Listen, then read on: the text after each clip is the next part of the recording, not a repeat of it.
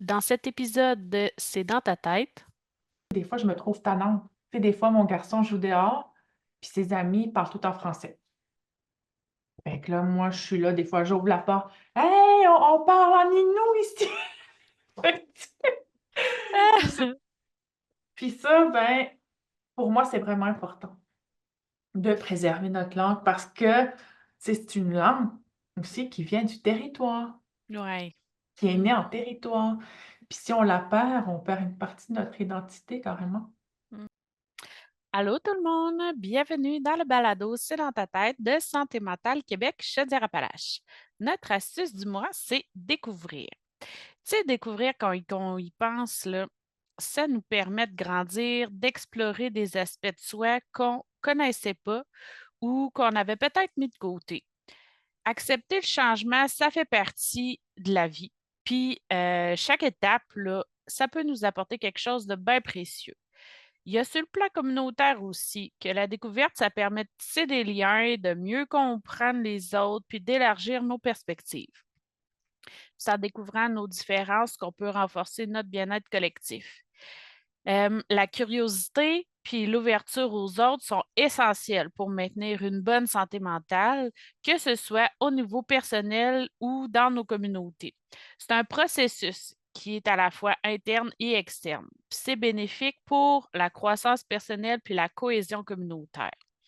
Aujourd'hui, on a le plaisir de recevoir Audrey-Lise Roquervieux du blog Maman Autochtone. Elle va nous parler de son rapport à sa culture puis à sa communauté nous. Puis ensemble, on va parler de l'impact positif de ces découvertes sur son développement identitaire et la manière qu'elle transmet ses enseignements à ses enfants. On verra aussi comment certaines personnalités autochtones ont marqué son parcours. Bonne écoute!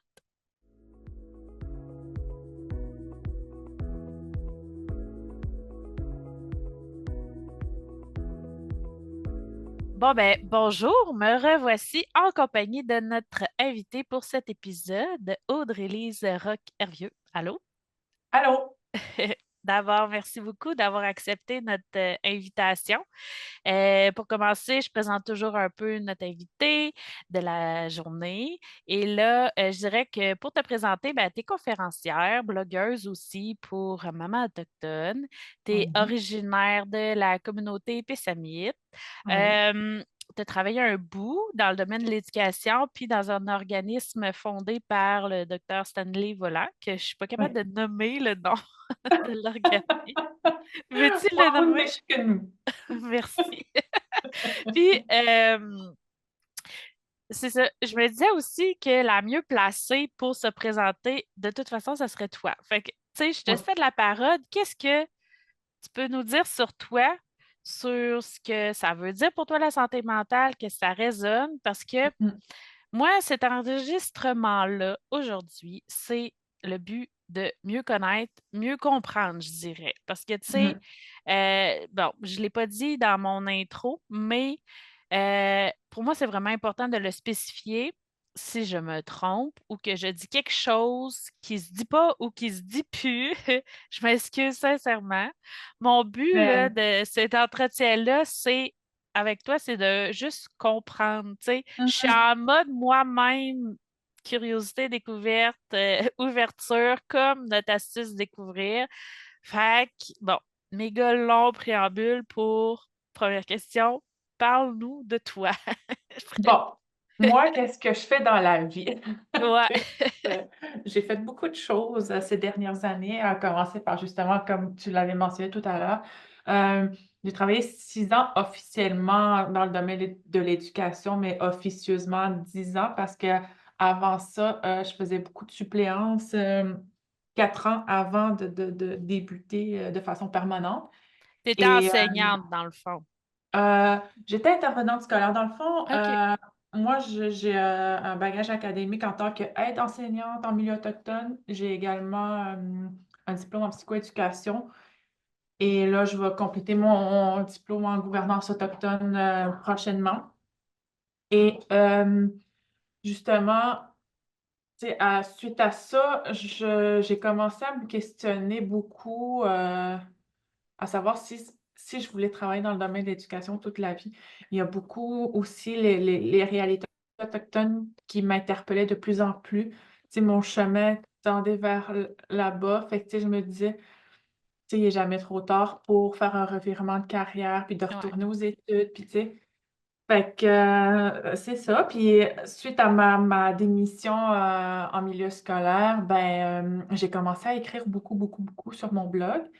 Puis mon blog est en ligne depuis février 2022, fait que ça va faire bientôt 2 ans. OK. Et suite à ce blog-là, ben, j'ai eu beaucoup de portes qui se sont ouvertes à moi. Et c'est suite à ce blog-là, justement, que j'ai commencé à faire des conférences un peu partout, principalement dans les universités, jusqu'à maintenant. Et mmh, tu sais, justement, avec les textes que je fais, j'ai été sélectionnée l'an dernier, pour aller faire un discours au Sénat.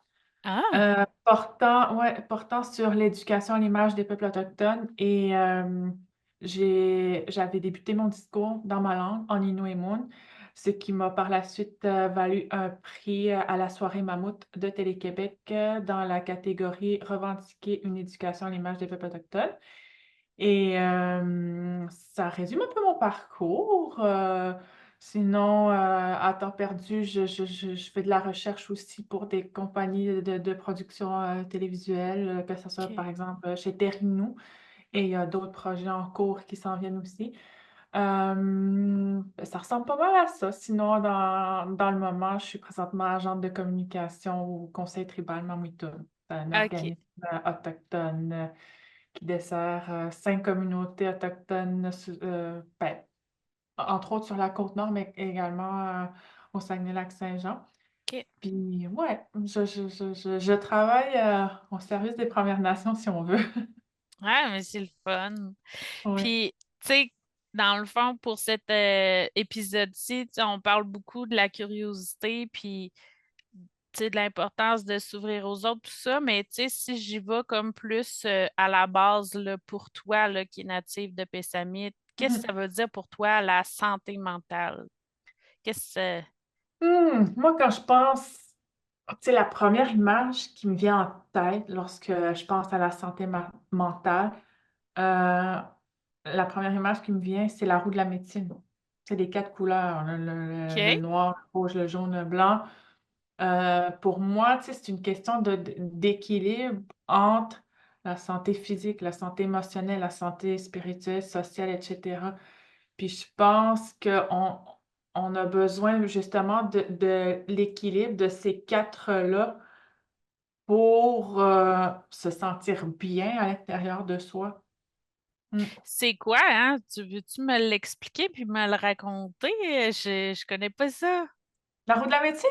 Ouais, Ben, justement, tu sais, c'est comme, tu sais, c'est 4 dimensions. Hem, puis c'est comme je l'ai expliqué tout à l'heure, tu sais, il y a la santé émotionnelle, physique, heu, spirituel. spirituelle, sociale.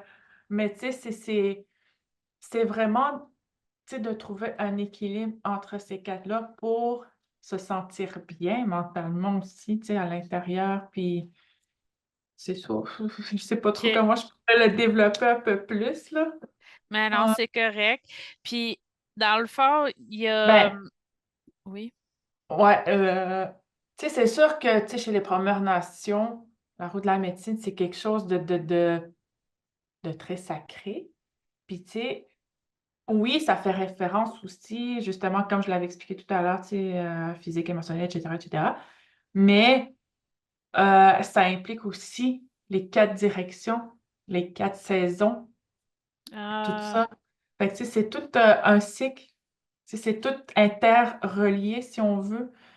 Fait que, tu sais, très connecté à en la nature, dans le fond. oui, en gros, tu sais, c'est c'est l'équilibre dans toutes les dimensions de la vie. Mhm. Mmh. Puis, il y a, tu sais, c'est quel rôle joue, mettons, ta culture autochtone dans ton quotidien? Puis comment ça t'aide à maintenir un équilibre? Mmh. Tu sais, quand on parle de la culture, de la fierté identitaire, si on veut, j'ai pas toujours été dans ce mode-là. Dans le OK. sens que là, oui, je prône mon identité, puis tu sais, je m'assume pleinement, puis tu sais, je suis vraiment à la défense des droits des Premières Nations, si on veut, en quelque sorte. Mais ça n'a pas toujours été le cas. Tu sais, pendant mon parcours de jeunesse, parce que tu sais, oui, le racisme est encore très présent aujourd'hui, mais il l'était beaucoup plus avant. Tu sais, je trouve que là, ça commence à s'améliorer. Mais tu sais, avant, j'étais pas toujours fière d'assumer mon identité, pour ne pas dire que j'avais honte. Tu sais, Mmh. je me faisais tout petite parce que justement, j'avais peur des préjugés que les gens pourraient avoir envers moi, envers ma nation, envers ma culture, envers mon identité. Mais lentement, j'ai comme défait cette barrière-là pour me dire: «Non, tu sais, tu peux pas te cacher dans ton petit coin parce que tu as peur de ton identité. Au contraire, faut que tu t'assumes, faut que tu te lèves, puis que tu viennes en quelque sorte à la défense de ton peuple, si on veut», tu sais? Ouais. Puis tu sais, peu à peu, j'ai commencé à prendre ma place, puis à m'affirmer, puis justement, tu sais, comme je l'ai expliqué tantôt, ben, c'est en affirmant mon identité, justement, qui m'a permis de vraiment cheminer dans mon parcours personnel, mais aussi professionnel, parce que ça Ouais, m'a ouvert d'ouvrir des portes. beaucoup, beaucoup de portes, ouais. Mais dans le Puis fond, ça, c'est avec le blog, entre autres, ou ouais, il y a eu comme avec une le espèce de cheminement aussi, ouais, avant? ouais, avec le blog principalement. OK. Puis tu sais, j'ai eu beaucoup de jeunes qui m'ont écrit, qui m'ont remercié, qui m'ont dit: «Tu sais, tu nous aides à justement à s'assumer, puis tu sais, de ne pas avoir honte de notre vécu, puis tout ça». Puis tu sais, je trouve que ça, c'est une des plus belles payes que je peux avoir de me faire, tu sais, de me faire remercier par les jeunes pour l'apport, la contribution que je peux faire, que ça soit par les textes, peu importe. Mmh. Ben oui, clairement, ça donne une espèce d'inspiration aussi, probablement, tu sais, un Ouais. modèle que puis, tu sais, dans le fond, comment aussi la découverte de ton histoire personnelle puis collective, tu sais, comment tu l'as exploré ça? Y a-tu quelque chose que dans ta découverte identitaire? Mmh! Ouais, c'est dur à dire. Tu sais, quand on parle de découverte de soi, hem, j'ai comme fait un tri, si on veut, OK. heu, tu sais, par rapport à tout ce que j'ai vécu par le passé. Hem, puis, tu sais, des fois, on vit des choses dans la vie qui fait en sorte qu'à un moment donné, ça devient lourd, tu sais, avec le temps. Mmh. Puis j'avais cette impression-là, justement, de porter un sac à dos avec plein de petits cailloux dedans, qui était devenu à un moment donné trop lourd avec le temps. Puis justement, c'est je me suis découvert, vraiment dans l'écriture, si on veut, tu sais, puis justement, j'ai libéré ce sac à dos-là Ouais. en écrivant mon vécu, en partageant mon vécu. Puis je me suis rendu compte par le fait même, oui, moi, je me suis libérée de cette lourdeur-là que je portais, mais également j'ai éveillé l'esprit des gens qui ont vécu des choses similaires à ce que moi j'ai vécu, puis qui ont fait: «Waouh, OK, tu sais, finalement, je suis pas seule à avoir vécu cette situation X, Y ou Z». Ouais. Fait que, tu sais, ça donne tout le temps un petit brin d'espoir, aux autres, justement, puis c'est ma façon à moi d'aider les gens Mmh. collectivement, si on veut. Mmh. Puis y a-tu, parce que là, on parlait de la roue tantôt, de Mmh. la santé, mais y a-tu comme des traditions ou d'autres pratiques culturelles que, tu sais, qui influencent ta perception, toute ton interaction avec les autres aussi? qui sont propres, tu sais, à ta culture, à ta communauté? Mmh. Ben, je dirais moi que c'est la spiritualité.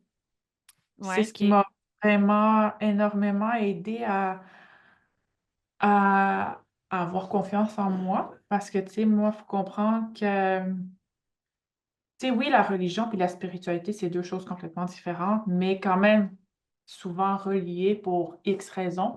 Ouais. Puis, tu sais, depuis toute jeune, depuis, l'âge de mes 6 ans environ, j'ai toujours eu ce sentiment-là que j'étais pas vraiment attachée à la religion en tant que telle. Mais tu sais, au fil du temps, je me suis dit: «Ben, tu sais, va bien falloir que je me rattache à quelque chose, que je crois en quelque chose». Puis c'est là, j'ai découvert le monde, justement de la spiritualité autochtone. Puis c'est tu sais, je me suis enfin sentie à ma place. OK. Puis c'est un mouvement, justement, qu'on voit de plus en plus chez nos jeunes en communauté autochtone, tu sais? Puis c'est tellement beau de voir ce mouvement-là, tu sais, des jeunes qui tu sais, que ça soit, par exemple, par les jupes traditionnelles, par la fabrication de tambours, des hand drums qu'on appelle, que ça soit par la participation active dans les pow parce qu'on a de plus en plus de danseurs et de danseuses de pow dans nos communautés. Puis, tu sais, avant, c'était pas le cas. OK. Heu Puis c'est ça que je trouve beau justement, cet éveil-là à la spiritualité chez les jeunes autochtones. Tu sais, c'est vers là que nos jeunes se tournent pour se sentir mieux, puis pour assumer aussi leur identité et affirmer leur identité. Ouais, c'est vrai. Mmh. Puis, dans le fond, y a-t-il d'autres façons aussi que tu t'y prends pour encourager les jeunes à cultiver ça, cette découverte-là, cette Mmh. curiosité-là de prendre soin de soi? Oui, puis tu sais, entre autres, justement, dans mon parcours académique, j'ai étudié en tant que gardienne du territoire à l'Université Laval. Puis ça, OK. c'est un programme qui est offert principalement aux communautés des Premières Nations. Puis il faut comprendre que le rôle de gardienne du territoire, c'est vraiment pas la même chose qu'un agent territorial, tu sais, c'est vraiment c'est axé sur la protection, la défense du territoire, de nos richesses en territoire et cetera. Puis moi, je trouve ça important justement de comment je pourrais expliquer ça? De montrer l'exemple aux jeunes justement, l'importance de la connexion, en territoire pour que ces jeunes-là puissent, justement, approfondir, si on veut, leur sentiment d'appartenance aussi en quelque sorte parce que, tu sais, notre identité même en tant que Première Nation provient du territoire. Parce Mmh. qu'avant d'être entassés, dans des communautés, dans des «réserves», entre parenthèses, entre guillemets, Ouais. ben, notre mode de vie était principalement en territoire. Fait que, tu sais, moi, je trouve ça important justement de montrer cet exemple-là aux jeunes, l'importance d'aller en territoire, de fréquenter le territoire. Puis c'est une façon justement de ressentir encore plus profondément cette connexion-là que ces jeunes recherchent, non seulement par la spiritualité, mais par le territoire aussi. Parce que le territoire et la spiritualité, c'est 2 choses qui sont étroitement liées également. Parce que les pratiques spirituelles étaient principalement, hem, heu, faites en territoire, utilisant le territoire, tu sais, c'est là que tout le côté spirituel était vraiment plus profond, si on veut. Mmh. Puis, as-tu des exemples concrets pour m'aider à comprendre, mettons, comment que ça s'applique au quotidien ou, tu sais, J j'ai tu sais, occuper, quand tu parles de occuper le territoire ou, tu sais, c'est c'est quoi, mettons? c'est juste de prendre le temps d'aller en forêt, en fait, tu sais, OK. de de de se reconnecter à nos racines, Mhm. de se reconnecter là d'où on vient. C'est vraiment aussi simple que ça. Tu sais, moi, je le fais dans la vie de tous les jours avec mes enfants. Tu sais, on a un chalet pas trop loin ici en forêt. Puis, surtout à l'automne, je prends toujours le temps avec mes enfants de les amener. Puis, tu sais, aujourd'hui, avec la technologie actuelle, tu sais, les tablettes, et cetera, Mmh. moi, je leur interdis strictement d'amener toute forme de technologie là-bas parce que je leur dis: «Non, tu sais, là-bas, on s'en va vraiment pour décrocher, pour se reconnecter». Puis, tu sais, je veux leur montrer c'était quoi le mode de vie d'avant, tu sais, c'était quoi le mode de vie de nos ancêtres. Puis, tu sais, c'est drôle à quel point, tu sais, moi, je le constate en tant que maman. Une fois qu'on est là-bas, on dirait que mes enfants le réalisent d'une certaine façon inconsciemment que, tu sais, c'était ça notre mode de vie. Puis, tu sais, à chaque fois, lorsque vient le temps de retourner à la maison, ils veulent plus revenir à la maison. Fait que, tu sais, puis je trouve ça dommage en même temps, tu sais, chez nos jeunes autochtones aujourd'hui, ben, justement, oui, tu sais, il y a comme 2 mouvements. OK. Il y a justement ce mouvement-là qu'il y a une part où ce que les jeunes sont vraiment profondément, connectés à la spiritualité, mais il y a une autre partie où ce que les jeunes, ils ont complètement décroché de ça, puis que, tu sais, puis je remarque que justement, c'est chez les jeunes-là, c'est là où il y a souvent plus de problématiques, que ça soit au niveau de la santé mentale, et cetera, puis que, tu sais, Ouais. mmh, Le puis je pense retour que au ouais, puis je pense que c'est ça qui leur manque à ces jeunes-là, le retour aux sources, justement, ouais, c'est le ça. le le le le besoin de se sentir connecté. Fait Mais connecté à quelque chose d'autre mmh d'artificiel, tu sais, la mh, vraie nature, là. Mmh. mmh Y a-tu d'autres enseignements qui, tu sais, vraiment plus spécifiques que tu aimes offrir à tes enfants pour les aider à découvrir leur propre identité, prendre soin de soi ou tu dis La c'est langue, ah la ouais. oui. Des fois, je me trouve tellement tannante, hem, parce que, tu sais, oui, je suis fière de parler ma langue, puis oui, je suis fière de la transmettre à mes enfants, mais malheureusement, je vois d'autres parents qui font malheureusement pas les mêmes efforts que moi que je fais. Puis, on constate de plus en plus, la perte de notre langue. Puis Mmh. je l'ai vécu personnellement, lorsque je travaillais à l'école. J'avais des collègues, allochtones qui venaient offrir des services dans nos écoles, puis qui prenaient quand même l'effort d'apprendre notre langue, tu sais, au moins la base pour pouvoir échanger avec nos jeunes. Puis, justement, il y a une de mes anciennes collègues qui avait été dans une classe, puis qu'elle avait échangé avec le jeune en inou, il répondait pas. Elle avait échangé avec lui en français, il répondait pas. Fait que là, elle s'est dit: «Je vais converser avec lui en anglais». C'est là que l'élève s'est exclamé: «Oh, you understand the YouTube language?» Oh Fait que mon c'est là Dieu! Excusez ma réaction, mais ouais! oh non! Fait que, j'étais comme: «Oh mon Dieu, mais voyons, on est-tu vraiment rendu là?» Tu sais, j'étais comme: «Oh!» Tu sais, mon cœur de mère était comme: «Ah!»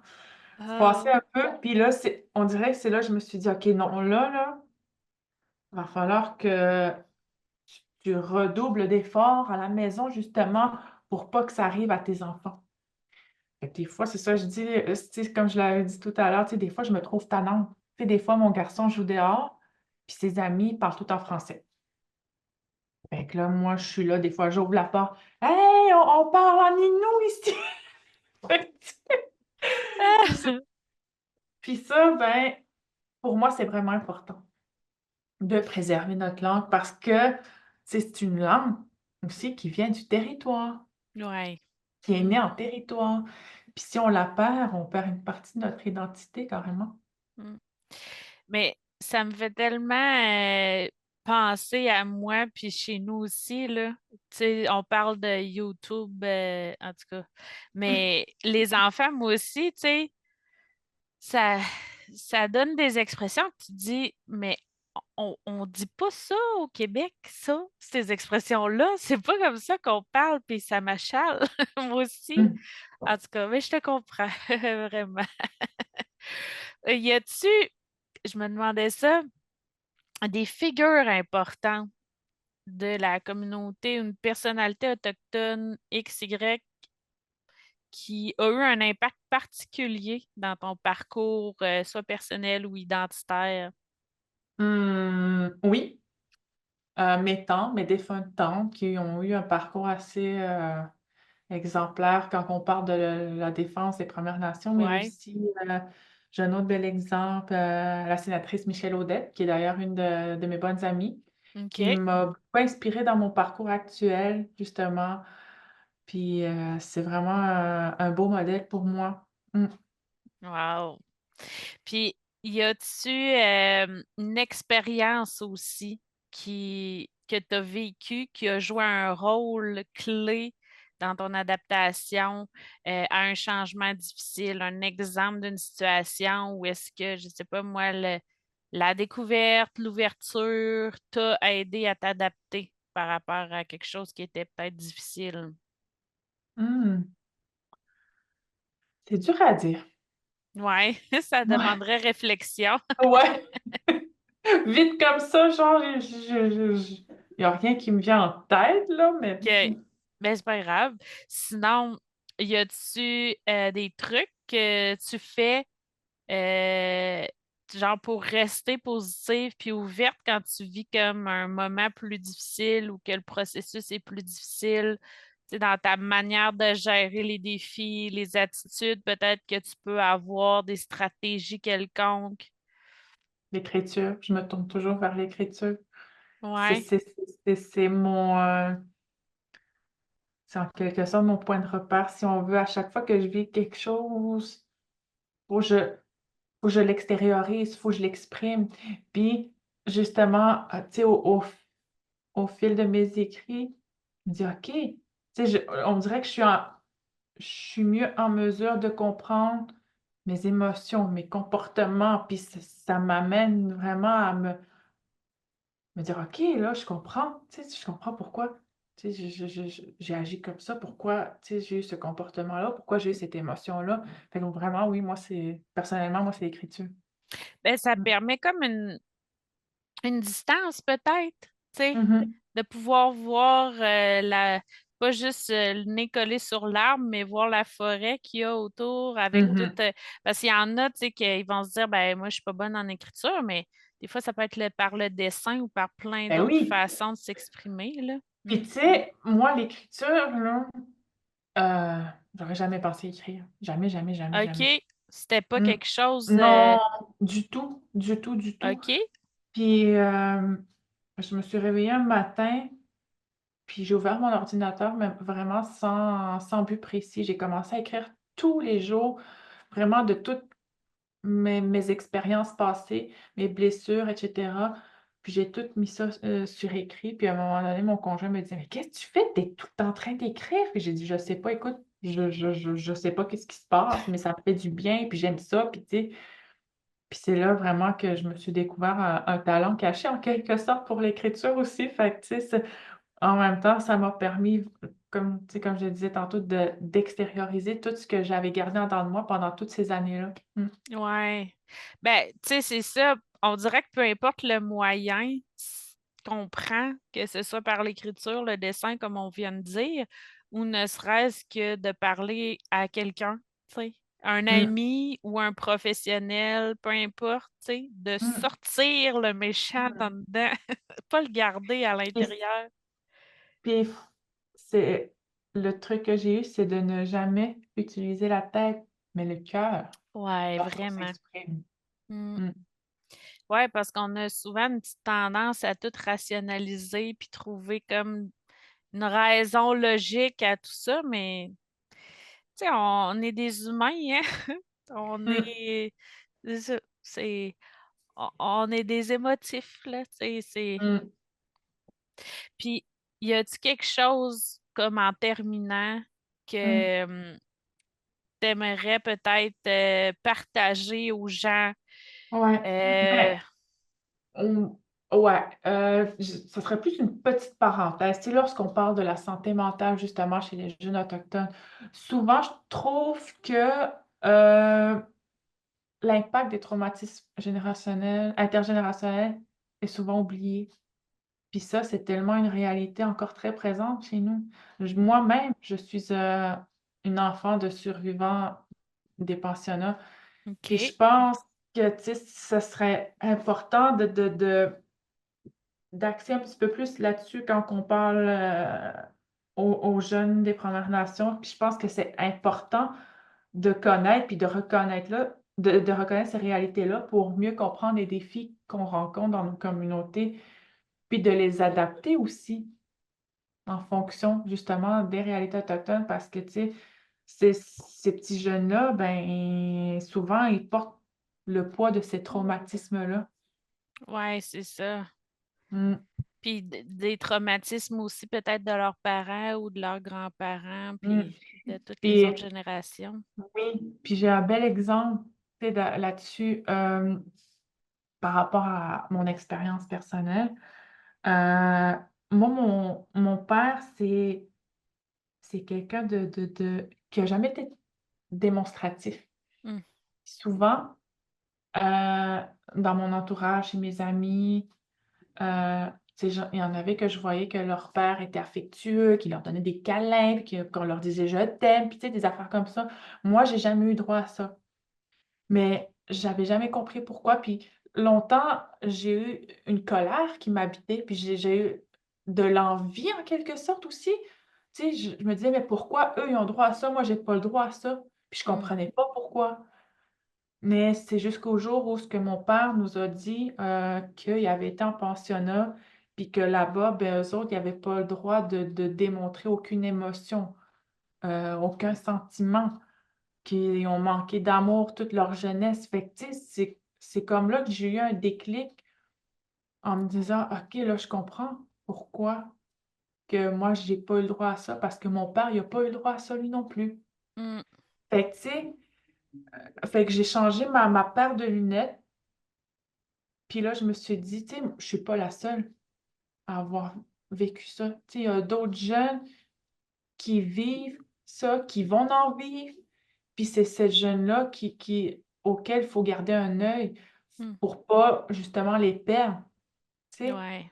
Mmh, Mais puis tu sais, c'est quand même des grosses blessures d'attachement puis d'abandon, puis tu sais, c'est pas évident, là, parce que ça crée comme un cercle vicieux, veux pas, tu sais, de si toi-même étant jeune, puis après ça, tu sais, tu des enfants, mais tu sais, tu comme certaines carences que tu as de la difficulté, tu sais, outre mmh, si tu veux venir briser cette chaîne-là pour pas que tu sais, ta prochaine génération reçuive, c'est mmh. vraiment tout qu'un Ah c'est oui, pas c'est évident. quelque chose.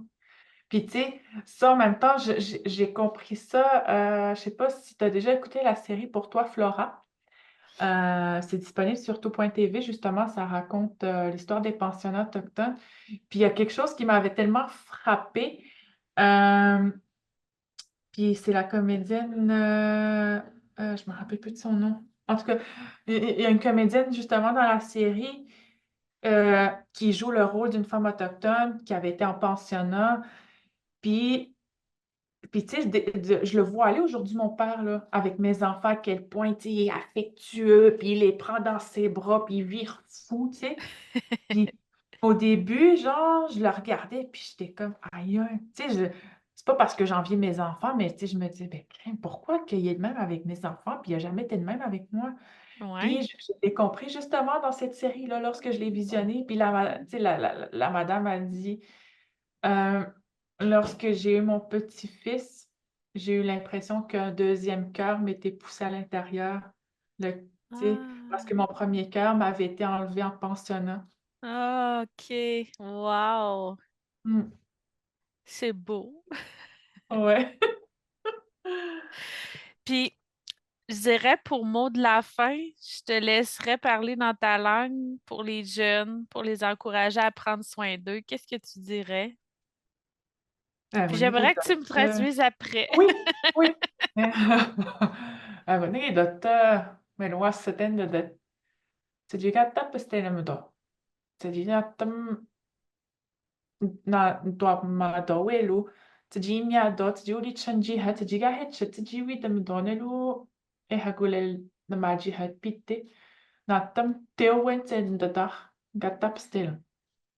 Alors, je disais aux jeunes de ne jamais avoir peur de s'exprimer lorsqu'ils vivent des choses, puis qu'ils les gardent à l'intérieur d'eux, de ne pas avoir peur d'aller en parler à quelqu'un, de s'exprimer à quelqu'un, de s'ouvrir aux autres, puis que ça peut les aider en fait.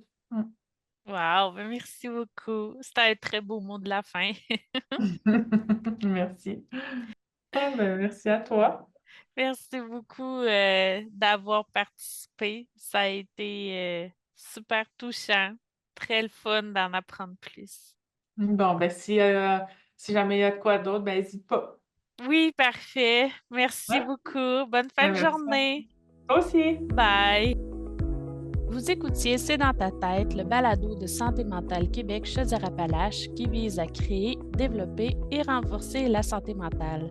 Merci de votre intérêt et surtout, merci d'avoir pris le temps de prendre soin de vous en nous écoutant. Si vous souhaitez découvrir d'autres outils et astuces, je vous invite à consulter notre site internet au santémentalca.com. Bye bye, à la prochaine!